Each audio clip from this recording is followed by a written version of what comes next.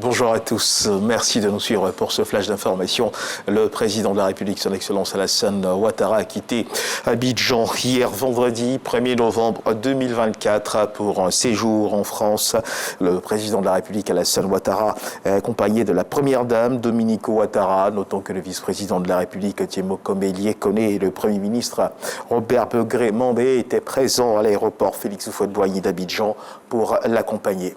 La troisième édition des JPOIR, les journées à portes ouvertes des institutions de la République, s'est achevée hier vendredi et selon le constat de nos reporters, les populations se sont massivement rendues au Sofitel Ivoire d'Abidjan pour mieux faire connaissance avec ces organes qui concourent à la marche de la nation. Pour les organisateurs, c'est un succès, notons que plus de 4000 personnes ont visité les différents stands.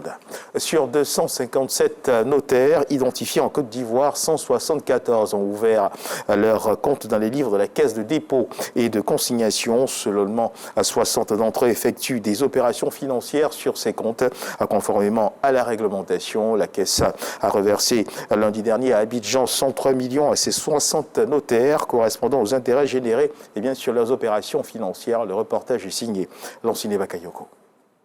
Du 1er janvier au 30 septembre 2024, un peu plus de 6 milliards ont seulement été mobilisés sur les comptes ouverts à la Caisse des dépôts et de consignation par les notaires. Très faible au regard du potentiel qui avoisine les 100 milliards de francs CFA. Le problème, sur les 257 notaires identifiés en Côte d'Ivoire, seulement 60 effectuent des opérations financières sur ces comptes.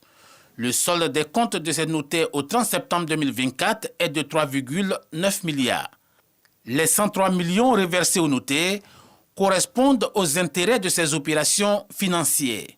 Beaucoup reste encore à faire, puisque la cible, c'est normalement 100%, selon la loi. J'invite l'ensemble des notaires, avec le concours, l'appui du ministère en charge de la justice, de nous prêter main forte pour que les autres notaires puissent nous rejoindre. Cette rencontre avec les notaires s'inscrit dans le cadre du renforcement de la collaboration dans une dynamique de transparence et de sécurité financière pour la gestion des fonds confiés.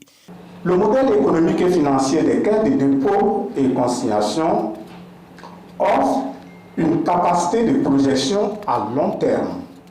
Les caisses ne se positionnent pas comme en concurrence des autres institutions financières, mais bien comme des acteurs majeurs complémentaires. La Caisse des dépôts et de consignation est un établissement public à caractère financier qui joue le rôle de tiers confiance. Et dans l'actualité internationale, nous sommes aujourd'hui le 2 novembre. Le 2 novembre, date choisie par l'Assemblée générale des Nations unies pour marquer la fin de l'impunité pour les crimes contre les journalistes.